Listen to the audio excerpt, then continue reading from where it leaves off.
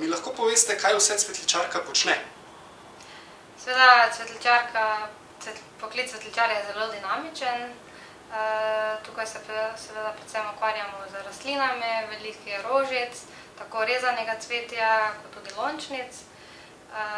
Vežemo šopke, aranžiramo darila, prav tako aranžiramo tudi poslovne prostore, seveda vse je tako veliko ustvarjalnosti.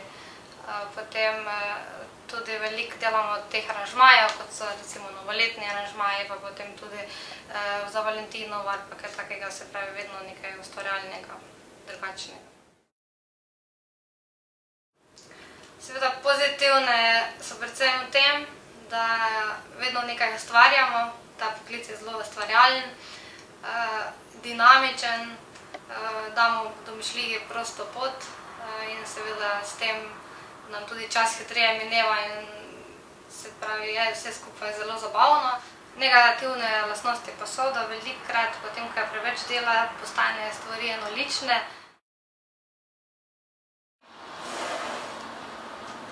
Ta poklic mi je všeč predvsem zato, ker je dinamičen, ustvarjalen, daje domišljiji prosto pot in vedno imamo kaj novega. Vsako leto so novi materiali, s katerimi delamo, nove barve.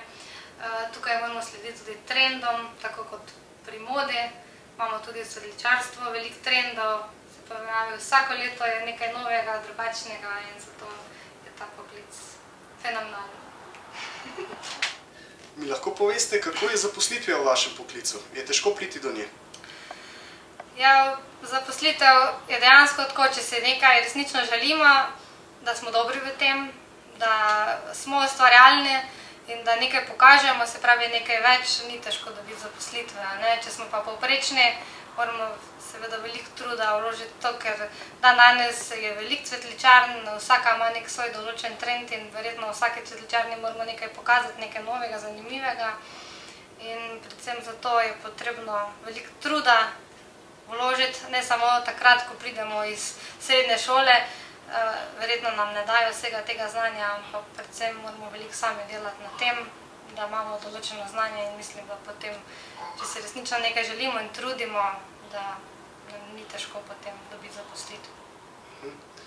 Bi radi še kaj sporočili nekomu, ki se za ta poklic zanima?